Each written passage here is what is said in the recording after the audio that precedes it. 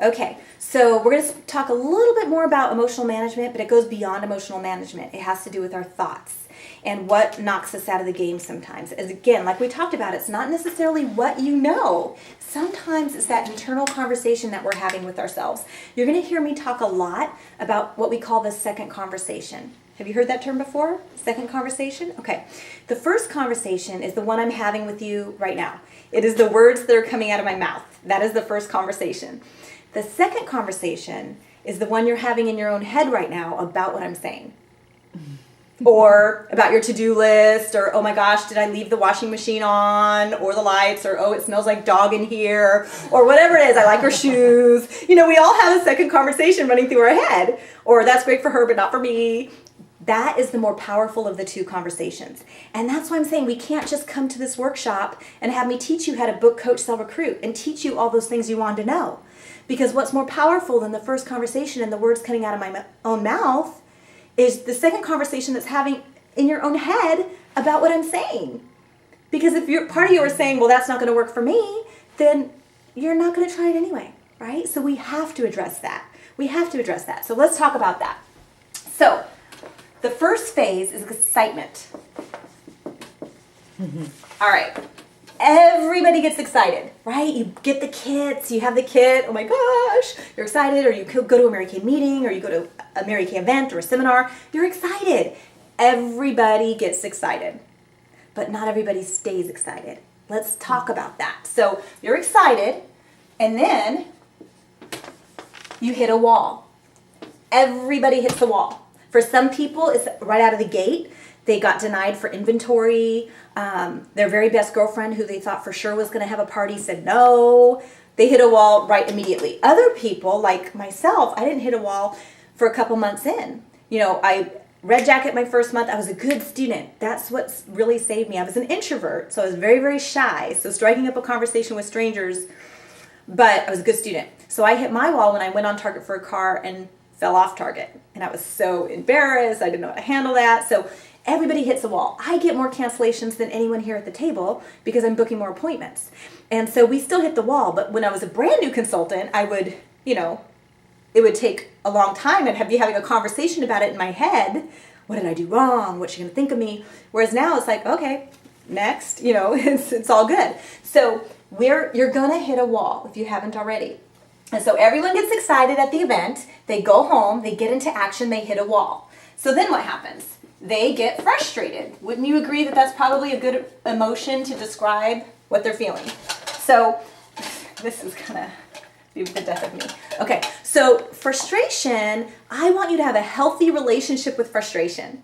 Sometimes people try to avoid frustration. They get frustrated and then they say things like, well, if God wanted me to do this, it would be easy. It's like, what? Where did that come from?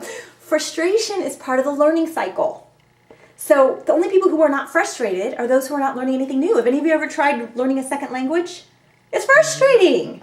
Or learn anything. Learn how to knit. Learn how to sew. It's frustrating. You're learning something new. It's supposed to be frustrating. Frustration always precedes growth. In fact, when I would call my mentor, Carol Anton, and I'd be like, oh my gosh, I'm so frustrated, she'd be like, yay! I'm so excited. You're like ready for a breakthrough. You're ready for a breakthrough, right? And so frustration always precedes growth. Accept frustration as part of the learning cycle. Just don't accept hovering there, okay? Think about a little baby learning to walk. They toddle around, fall down on their bottom, toddle around, hit the coffee table, toddle around, stumble. You never ever see a baby say, ugh, I don't think I was cut out for this, man. I mean, if I was meant to be a walker, then it wouldn't be so hard. They just keep going until they get it, right? And so have a healthy relationship with frustration. Some people use frustration as a sign to retreat back into their comfort zone. And again, I understand that. That's conventional thinking. We were all raised to be conventional thinkers. That's not what successful people think. Successful people think differently. And I want you to teach you to think successfully. So everybody gets frustrated. Everybody gets excited. Everybody hits a wall. Everybody gets frustrated. Now, here's where it deviates. A lot of people turn their frustration into anger. And anger can be inward focused or outward focused. So anger can be, when it's outward focused, it looks like this. If only I had a better recruiter. If only I had a better director or I was in a different unit. If only my husband were more supportive. If only I had a husband. If only I didn't have a husband. If only I didn't live in a studio apartment behind a bar. I mean, you name it. It's outward focused, right? And if only that. Inward focus, that's more often. When it's turned inward, it turns into something called self-condemnation. Self-condemnation. What is self-condemnation? Well, self-condemnation has to do, that's when we turn it in towards ourselves. And remember when I talked about the second conversation? Your success lies in the quality of the questions that you ask yourself in that second conversation. Because your subconscious doesn't care about your feelings, it doesn't care about the truth, it cares about answering the questions you ask of it. And so when you're in self-condemnation, your second conversation question to yourself looks like, what's wrong with me? So you're hit a wall, you're frustrated, and you ask yourself, what's wrong with me? That's the question you're asking yourself. In one way or another. So you're frustrated, it's like you're beating yourself up. Well, God, what's wrong with me? Well, if you ask your subconscious what's wrong with you, what do you think you're going to get back? Everything in the kitchen sink related to Mary Kay or not, that's wrong with you. Do you think you're going to feel better? No. So what's the emotion that comes from that? Well, now I feel insecure. So fantastic. First I was frustrated, now I'm frustrated and insecure, right? So do you think so that leads to insecurity. So do you think now you're going to be more productive? No. So insecurity leads to inactivity. So now I'm not very active in my business. Yeah, I don't need those meetings. They're just rah-rah anyway, right? Maybe not return our director's calls. Maybe, I'm going to put my Mary Kay on the back burner. Or maybe if somebody asks me for a product, or I'll hand out my card. But I'm not going to really put myself out there. That's what that looks like. So now there's an activity. And this is where, you have a recruiter, when you're a brand new recruiter and you have team members, and you'll say, gosh, Julie, I don't know what happened. She was so excited. She was so excited about her business. And then now she's not even returning my phone calls. What happened? And sometimes we're like, what did I do wrong? And it's like, nothing. She's going through this. Right? So isn't it helpful to understand what she's going through? Okay, so let's talk about the alternative, all right? Because successful thinkers have a different conversation in their head, right? So excitement, they hit a wall, they're frustrated, and this is where it's interrupted. See, successful thinkers, it doesn't even occur to them that it has anything to do with them, right? Their question is different. Their question says, what's wrong with this situation, right? What's wrong with this situation? So let me give you an example.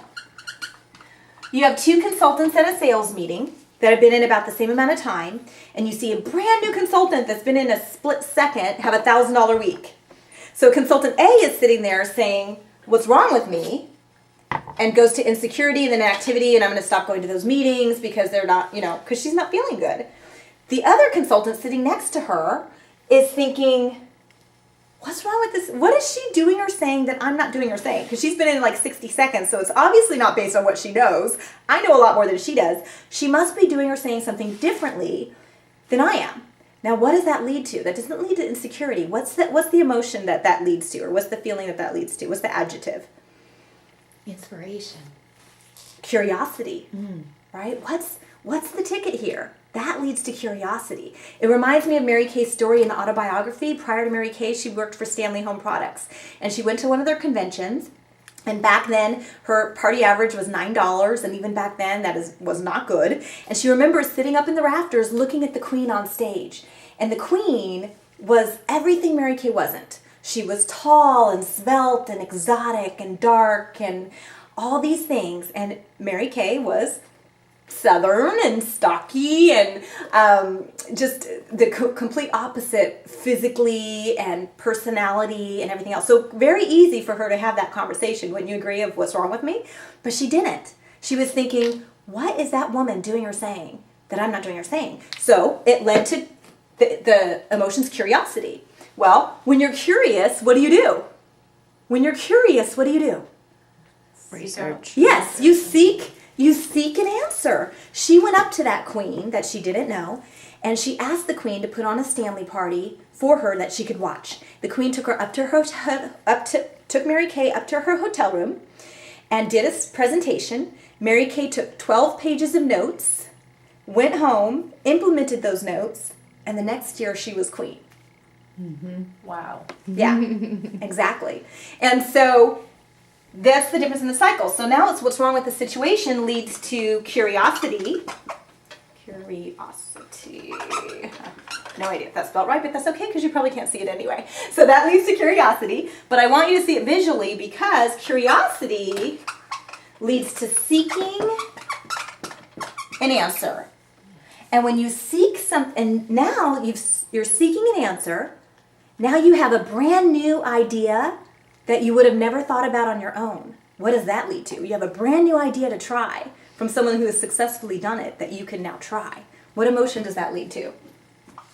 I was going to say back up to excitement. You're right back up to excitement, right? So do you see how in scenario number 1, we're going to, what's wrong with me? Insecurity, inactivity, the person disappears off the face of the earth.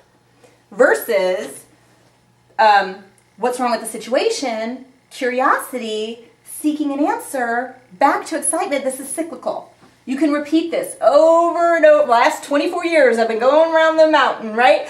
Women who can successfully navigate this cycle and teach other women to do the same are who become sales directors in our company. Mm-hmm. Okay? Because this is all it is. Everyone gets excited, everyone hits walls, everyone gets frustrated. This is how the difference between thinking successfully and thinking unsuccessfully. And that's the key to success in our business.